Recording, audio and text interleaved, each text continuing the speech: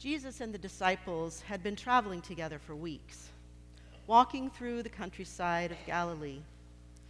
Jesus' following was growing, and the disciples were right there in the middle of it, right next to the one making it all happen. A few days earlier, Jesus had told them for a second time that he was going to be killed.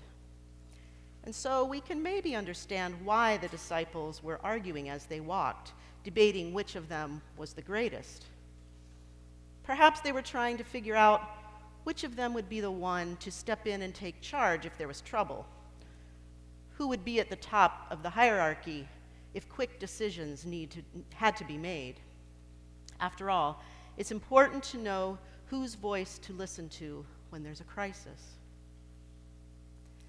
Perhaps the disciples were walking a little ways behind Jesus, having this argument of theirs out of earshot, talking in hushed voices that grew increasingly louder as they debated this question of who among them was the greatest.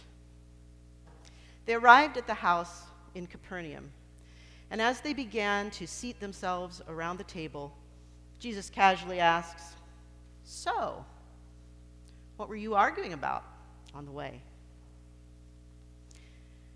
And there's an awkward silence as the disciples look down at their feet and glance across the table at one another. They don't have to say anything, of course. Jesus knows. And he speaks into the silence, saying, "Whoever wants to be first must be last of all and servant of all." And then he calls to one of the children who's been playing nearby. And as the child bursts into the room, he invites her into the circle to come close to Jesus. "Whoever welcomes one such child in my name welcomes me," he says. "And whoever welcomes me welcomes not me, but the one who sent me." Jesus uses the word welcome 4 times. Did you notice that? He shifts the conversation. It's as if he is saying, "You're arguing about the wrong thing. What I am doing, what we are doing, it's not about power or greatness. It's about welcome."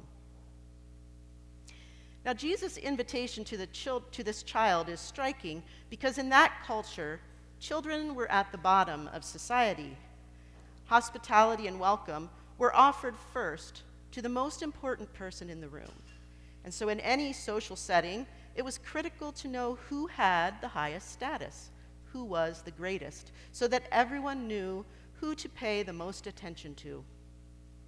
Children were welcomed last, if they were welcomed at all.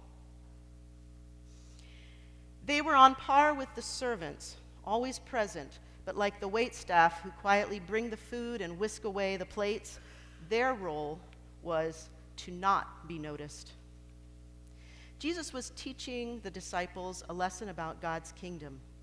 By bringing a child into the center, he presented a living picture of what God's order looks like.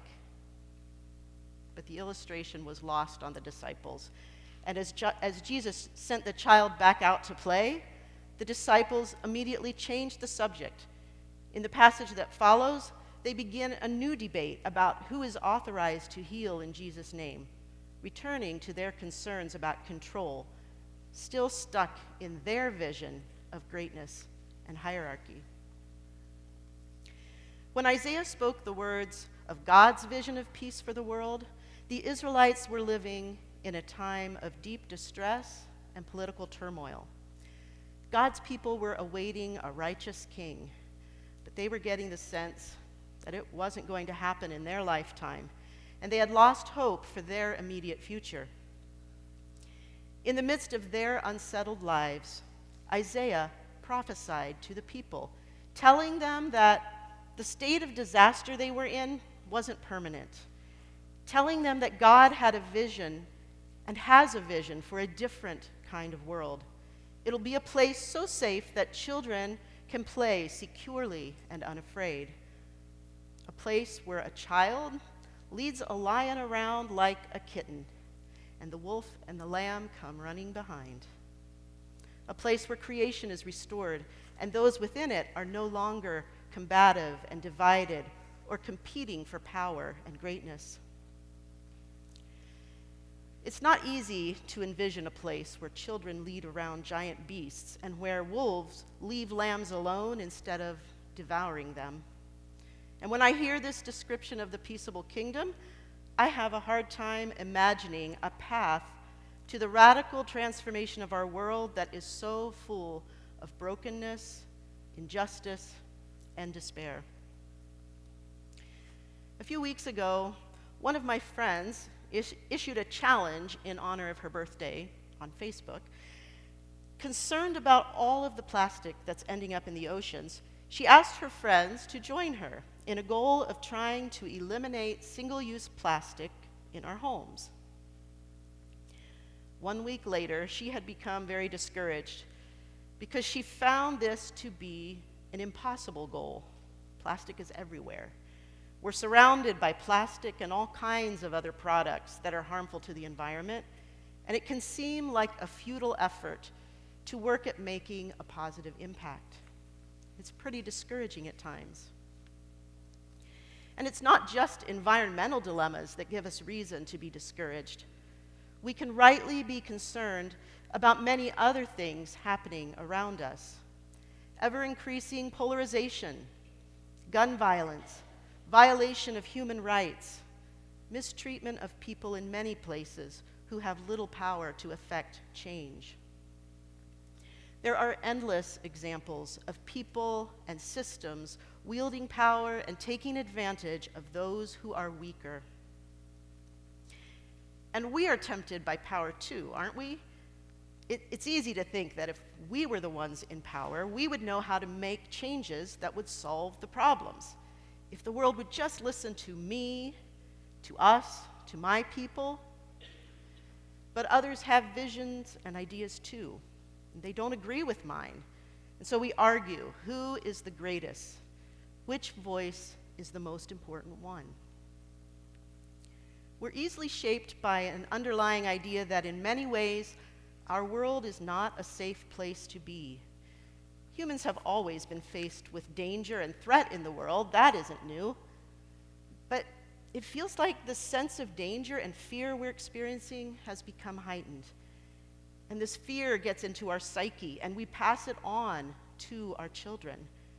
The world is in turmoil, and it can feel like it's not safe to do anything. It's not safe for children to play outside. It's not safe to eat for fear of being harmed by pesticides. It's not safe to breathe the air full of pollutants. It's not safe to be in creation. And the children are like the canary in the coal mine. They sense the anxiety in us and the seriousness of the situation, and it's why they are speaking up. It is right for us to be concerned about making the world a safer place and to be focused on the dangers of the physical environment. And we also have reason to be concerned about the emotional welfare of the little ones, to pay attention to the anxiety and the fears, not only of children, but of all who are affected by what's happening in the world.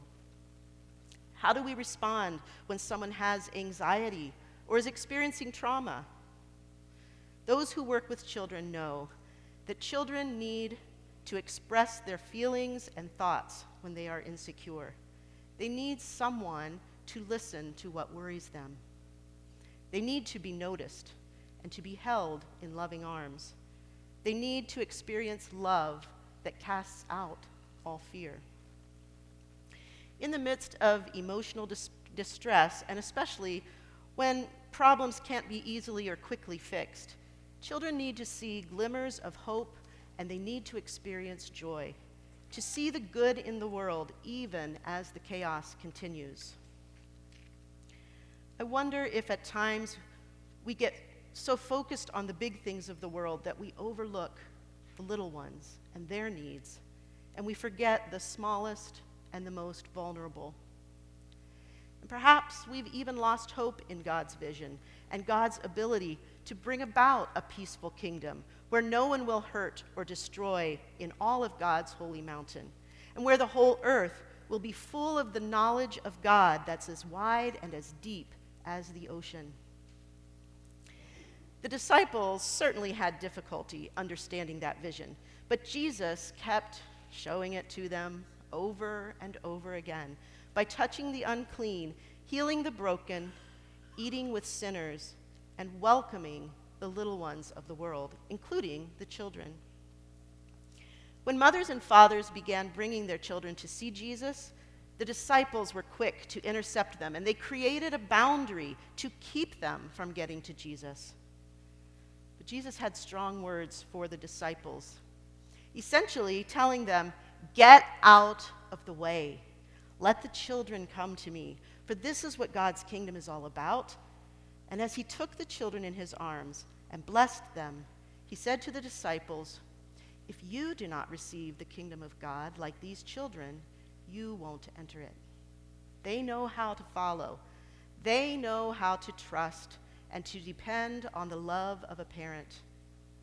They know how to hold on to hope and to clamor toward the Holy One with no inhibitions, ready to receive a blessing.